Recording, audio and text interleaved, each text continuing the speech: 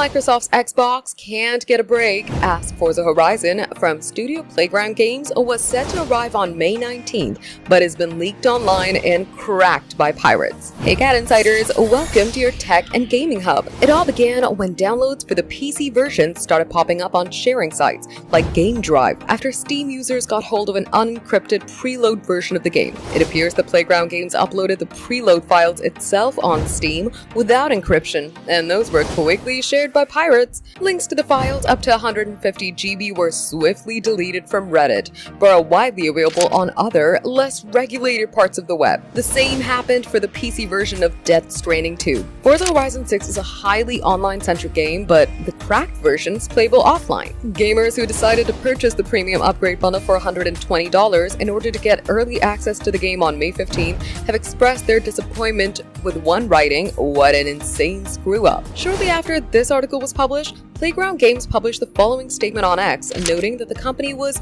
taking strict enforcement action against any individuals found accessing this build, including franchise-wide and hardware bans. Forza Horizon 6 takes the arcade racing series to Japan, with official images showing cherry blossoms, Mount Fuji, and other iconic imagery.